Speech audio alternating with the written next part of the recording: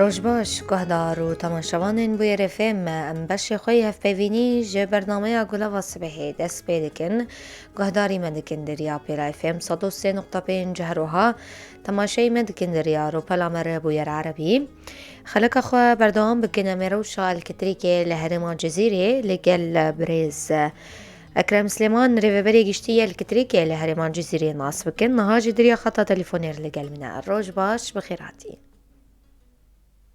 روج باش مامۆستا جوەر و هەموو گوهدارێ بوێرێ فێم. Belê. Zor spas.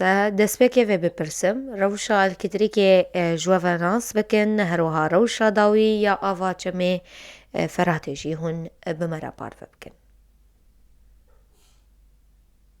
باش جارێک din spas mamosta.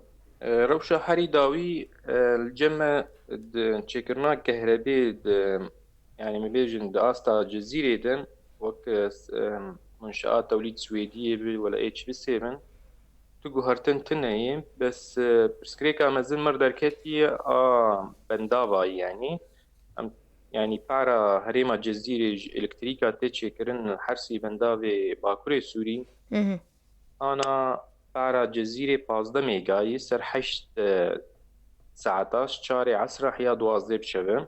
Ev 15 mêga yani barê taxekî ya di taxij qamişlo yani. Yani qet tiştekî yani tu barekî kehrebê ji me re biqetînî ya me bêjin wilo çend saetina herêma Cezîrê pê kehrebe bikin jî ew jî ew kehrebe jî nayê belakirin. Ji xwe sedema vê yekê qutkirina avê ye. Rast wek hemû ragihandin û malper û civak û hemû kes zanî jî dîtin yani ava çemê Furat hek qut bûyî yani ew jî ji aliyê Tirkiye ew werdê mayî yani hema nemayî yani ji bo tewlîda kehrebê tune yani wek rêveberiya bendava jî da xuyanêkirin توrbînekî tenê dişuxulînin ew jî torbînek 100 mêgayê ew jî ji ber tiştê stratîjî yani wek li bo bajarê Reqa bi min bi cibê Kobanê bi Dêrezorê be û bi reng yani bi wilo ana dimeşe gor texmîna me jî yani rewş wilo berdewam dike ev kemiya vê wilo bimîne yani nava 20 rokî 15 rokî yani deme kur jî ew torbîna yek dişuxul jî nebawerim ew jî bişuxule. Ji xwe dayê diyarkirin di biryarnameya xwe de elektrîk tenê bi 8 saetan li herêmê bê belavkirin. Wateyan em bibêjin wateyê her malek tenê saetek kehrebe werbigire? Rast mamosta te dî li cem kehrebe wek em ê bêjin Cezîrê sê nuqtayê ji hundirê Cezîrê kehrebe tê belakirin hem yek ji wan Çibisê ye yek ji wan torbînê Swêdiyê ne û hinek kehreba em digirin ji torbînê em ê bêne şirka niftê ne. Bêtirî kehreba a ji dervî Cezîrê ji bendava dihat ewan em karin bêjin li bajar û bajarokê kantona Hesekê hat belakirin. Belê. Cem Çibisê منشآت Çibisê kehrebê bela dike li aliyê Şeddadê û Qublê Hesekê me wilo bêjin heya Mergeda. Ev rewşa kehrebê li wan taxa li wan ciya wan bajara wek xwemayî yani wê astê mano em nikarin kehreba wan jî em mesela em hîn jî coğrafyayê berfirekin û em bidin Hesekê jî wilo jî çênabe li wir rewş wilo mayê li aliyê torbînê şirka niftê yani em kehrebayî didin girkê legêyê dêrikê terbespiyê û hemû gund û gundiwarê pêv girê dayîne ev jî hiya ana jî em karin bên ev rewşa kehrebê wek xwemayî yani em jî bendene pirsgirêkek me fenî hene em kehreba van ew jî coğrafyayê me fire bikin yani demek nêzîk em bigînin Qamişlo yani hinek perçenê ji Qamişlo û li cem em ê bêjin coğrafya girê dayî munşea Swêdiyê ew Qamişloyê û Tilhemîsê û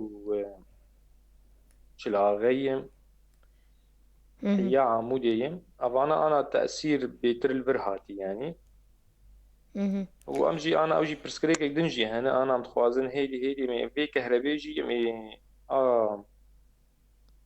يعني مش مهم. سويدي مي بيجينا كانتونا حسك يعني مي مهم. محطات حسك يجي بلا بكن أبجي سر رجا ماي يعني أم فيرنجي كار بكن أم يعني أنا مثلا أبدسي روجي درباس بوي القامش لو نابس 6 ساعات أو 4 ساعات تاخذ هني كهرباء الدنيا يعني أم ظانن مهم.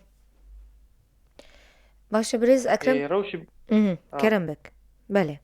أري فيرنجي أنا جام تخوازن حمو باجاري ما أمي 5 ساعات وان نيزي هف بكن وأمي وقت استراتيجيك ما هي يعني أساس أم تشدقرن إنه مش إيه حيوي يعني إيه استراتيجي إيه بين أفراني نام بين خسته بين سازیە ڤیرەنگی نۆ کەهرەباوان قوت نەبێ و تەسیر نەبن vê ئالوزیا دەرکەتی ئەڤیەک مهم. دووە pirsgirêkê em ê bêjin ê gunda hene yani îro her gundek pedî wek bîrek wê heye avêyê av di rêya wê teemîn dibe û dikaribê serê sedî nod jî ev gundana yani em ê bêjin bîrê wanê avê bê molidin yani moldê wê taybet tune bo يعني آبي بخوارنا آبي أم الور أم مجبور أم نافا ساعتك يحيى 10 ساعات حمو جندي هريمة جزيرة أم كهربية بدنوان مهم. كهربية بدنوان جبر بو درخصنا آبي يعني آبا بخوارنا جي جندارة أما مهم. الباجار أمي يعني أوي وقت بالدرجة الثانية يعني اهتمامك كيم تربه لأنه مثلا آبي أمي بيجن باجار هذا مثلا وقت باجار قامشلو محطاوي جداية كهربائي جداية كهرباء السروية محطة أبي قطنابي يعني فأمي مهم. فيرنجي أنا أم برنامجي خو حاضرت مهم. دنافا خفتني خود تبحثا بروجي عجب سيكر أجذوي ببرسم بري صالك يشخو اف بروجي بيك آنية ببو هاي 6 مليون دولاري اف بروجي نابالي كار روشا الكتريكي الهريمة جزيرة باش بكيات تاني جبو دفرا شدادي. هي راس تمام يعني أف بروجي تكارو خدمتي دي يعني أم كارم بين روشاين يفنيجي قنجن مهم. بس تم شروط فنيها إنه نها ما تيوي كهربي بكشين وتلوي جزيرة قشي ولكن بيرنجي يعني أنا فات هاترن سوار كرن يعني ما أقبل المنطقة المستهدفة فيهم مهم. يعني أما بيجن قبلي حسكي يعني شدادي يعني جغرافي قلك يفري طبعا أوجي طبعا أف كهرباجي شغا أو توربين هاتن سوار كرن سري صدي صد باندورا وي للروشا قشتي هبو يعني أو قارا بري دچو وي هريمي وي جغرافيين أنا أو بعرف فدقريا حسكي وقام شلو يعني بو أبجي دلال به مهم. دما دست نیشان کریه جدا مجمير حشت سبهي حطاني دوازده بشف كوني الكتريكي دو دمي داد بريارنامي دو وها قوتي بلاف بكن اف دما جناتور عنده يعني دما كو جناتور جي بجيد بنيان بخزمته دبن وهنا جي الكتريكي دعيني دميد بدن سدمين في كي چما وصايا مبجن. باشە مامۆستا مە دیار کرد سعات 4 عسرێ یا 12 بشەوی yani 8 ساعتن بله. يعني نش 8 سباح یا 12 بشەوە مهم. 8 ساعتا ev biryara wê bêtirî wê girêdayê mamoste girêdayê rêveberiya bendavayê مهم. ew bendav jî çi dimînin yani ana wardê mayî rojane ana ji nav 150 متر مكعبî hiya 200 متر مكعب او جي مجبور زكي وي روجي ده بندا واردي ابي يعني حكي وقت بيكون ببي يعني بحيرات هذا بحيرة بندا تشريني ده هايبت اي بندا بن حيا كون ببن هناك بو قريبا توربينة كي بقرين في رنجي او مجبور تيفن داني اي عسري ولا بر اي واري ده انا في رنجي كارتكن مهم. باشا تركيا شري آوي بروج آواره دكا بلان و بروتست كرنا و وي چاوابه. والله براستي ما مستوى زلال بن يعني سر اصلا بروجي كهربي يعني مهم. بروجي استراتيجي انا في اشياء سازيه مي كهربية تنن يعني مهم. أو جي يعني بروجي كهربائي تشكي يعني جريداي بروشك هريمي يعني يقولوا بيجن مهم. يعني يجي موافقات سياسية وضع إقليمي مسألة إنه حظر مسألة تكلفة مالية يعني أو بروجا إنه برسكريك كهربائي قشتي شعر سر تشكي يقولوا أنا تناي براستي مهم. وحمو زاننجي يعني اف حرسي بندامانا امكارن بيجن وقت شريان كي اساسي اش كهربي رئيش حمو باكرو روجلات السوري يعني مهم. ويعني روشوا له ماي براستي باشو اف كهربانا برسجريك. دستي مدى مهم. اه بله كرم. مقو جرينج انا استراتيجية ما تشي مقو يعني مهم افسازية استراتيجية في اي خدمي ام تم قريبا خدمتها هي بيكونوا كهربائي تأمين كده مهم. برسجريك حطاني كنجي بردوام ببه يعني كنجي چاره سر ببه. والله شهر سربون تني يعني حياة وك حكومتها أكبي يعني حقي سوري آبا ويجي ندي يعني تم حياة أنا يعني كون بروجيكت استراتيجية كهرباء تني أو يروشوا له بمينة مهم. يعني بوقت بهم زلال بيشتغل مهم. بردلن يعني ويان تم خوازم فيجي بيجم تم كرم بك. دهريما جزيرة ده إيه روشي دجهري يعني بين دمنا هريما جزيرة دمنا كهرباء قنجي يعني دمنا مثلا نقنجة اي فيرا وشي تمدقو هار الجزيرة ده او كهرباء حرسي وان بنداباج مرتي لانه او كمية قلقتي يعني دما كيج مر مثلا بريفان آلوزي ويعني كيم كرنا آبي يعني ام بحثا مها يكي بكن تايبت مها ددوا يكين جيفي صالين يعني نيزي صد ميجا جي مج بندابا دستن مهم. صد ميجا كمية مزني يعني كهرباء يعني روشيد جوهري يعني مهم. متخصص از في نقطة ولو زلال كنتم روشة كهرباء مي جزيرة يعني باشبونا وي وجوهرتنا يتم جريد هاي روشة تشيكرنا كهرباء الوان بنداباي تشكي دنجي الزلال وكن باجار عندن مثلا من بحثا باجار رقا بكن ولا منبج ولا كوباني طبعا صازي بو تشيكرنا كهرباء ليتنن يعني منشآت مهم. توليد طاقة سري صدي صد ابجريداين بندابا يعني مهم. يعني فرقة باجاري مو باجاري وان ديز جزيرة جي أنا مقول سويدية شي بس وان هنا إنه روشك وضع الزيا ولو مازن دركة أمكار يعني صازية خدمتي وان كهرباء وان تأمين كن مهم. نها چند محطين وام ببيجن دكاردن برديلين ويان محطين وكو الكتريكي بساعتين باش بجينا خلكي جلو تننا. برس تمام فهمنا بو ماموستا محطين وين كهرباء چد کار دهنه هروها هگر آه بردیلین في برسيريكا كودركتي تكوش خاصة دمج آفي محطين دنها بنكو الكتريكي باش بجينا خلكي يعني بساعات باش بجينا خلكي. تمام ماموستا أنا يعني تشيكرنا كهرباء الحمو جزيرة يعني وقت بأمبكن بأرقام بس نيزي 15 ميجا هي 20 ميجا هي مهم. جمل سويدية تشلو بينج ميجا هي مهم. والجمة ام كهرباش توربيني شركان نفطي دستين او جي نيزي جبشتو بينج هي سهم ميجاية مهم.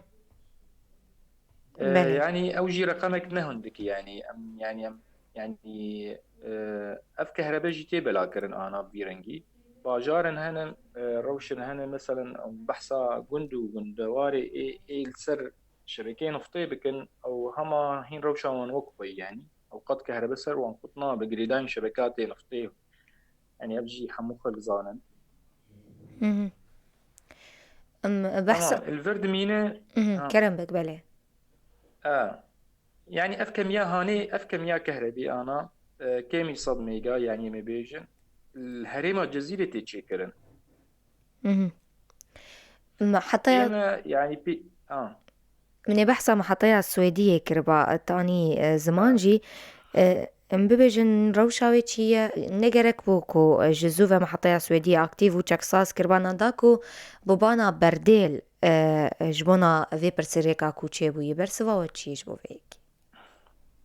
دان شلو ما مستان يعني بو تشي زلال بنجي وبو قهدار جي ناسكن اها تجاري أنا بفيرنجي يعني أمي بيزن منشآت سويدية ناب برديلي يعني أنا منشآت مزن يعني أم منشآت سويدية يعني صيانات تيتشيت تعميرات تيتشيت بي أم مو قاسي قهدار وينه بو أم محافظة بكن سر أو سويا كهرباء أو كميات توليد كرن يعني تيتشي كرن وي صازية كمية وي تم محدودة يعني حد وي هي مثلا 5 ميجا 6 ميجا في رنجية مي فيجن حمو سياسة عمه وي صازية ده في رنجية جاغا أم تخواسي شعبي مليب وملي قهدار بن يعني أم تعمير جير شيكن يعني 10 ميجا ليزي ده في رنجي لأنه بالأساس أو منشأة يعني وك عمري عيني فني اتفاني خلاص بويه اها فمجبورتي وجور شروط وظرفي ايه ما بيجن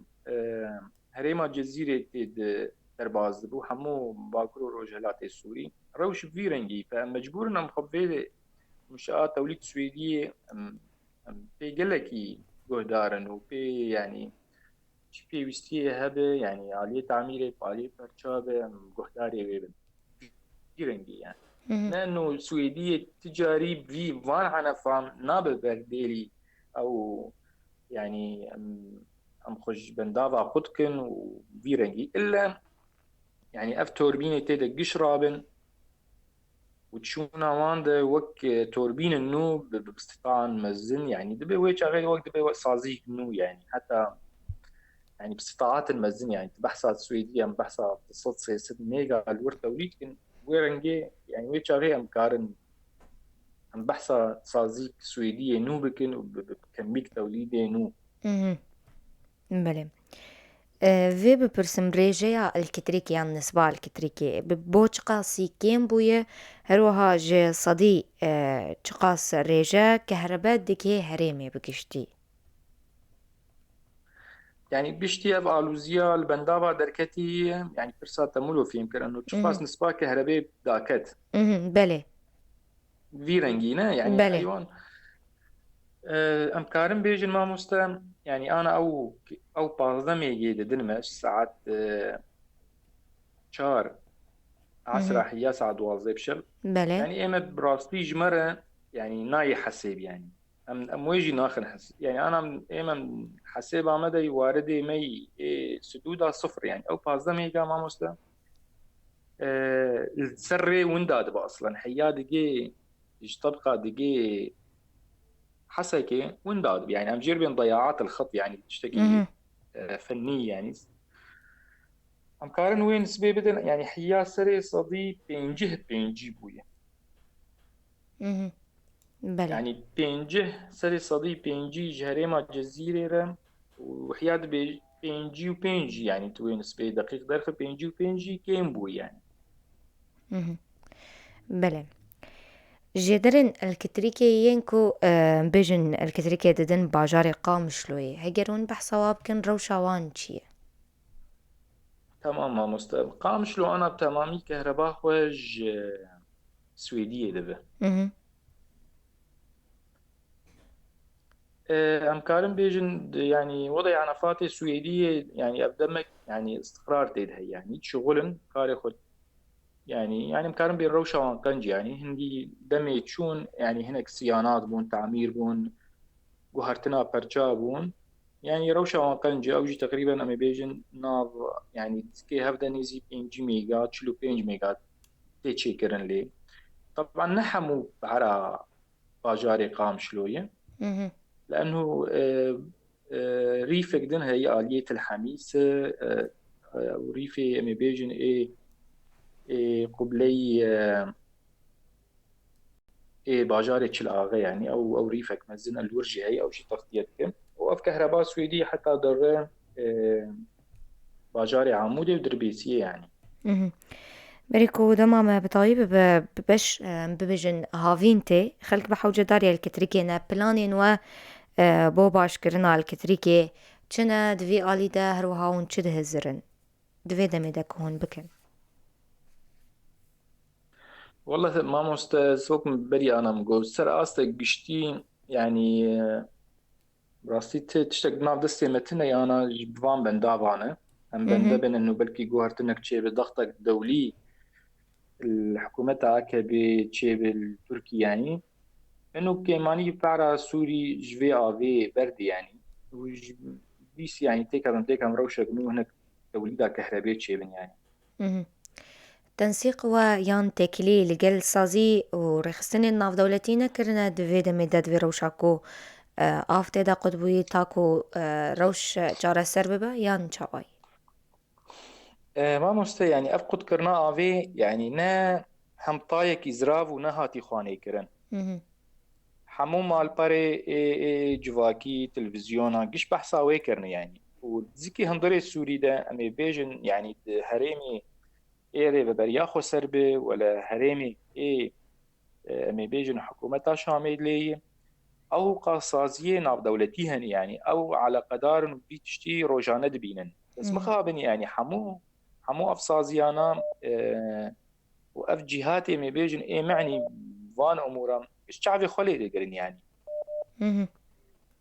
يعني وقت حكومتها شامي يعني دخانيك دا يعني قل لك بمعنى بو سفك بو يعني هي يرو مثل ما بيجن تمثيلها حكومتها شامي الأمم المتحدة هي يعني يعني سازية على قدار بن فيكاري يعني تمثيلها حكومتها شامي هي بوم زاني حتى تجمع فرات آفي أبا بخوارني ددن يعني آلية حلبي يعني ددن آلية وك أمجي وي آفي استعمال كن آلية ريجيمي جي رخيدن جي أو جي وي نفسها كمية آفي استعمال لكن يعني الجمل في ذاك المنطقة يعني وك روس أو يعني أو ضامن قلك تشتي ناف مو يعني ما بيجن تركات شيء يعني تديك اتصالك مباشر تركارتنا أو قش تبع البريا روسارية بله.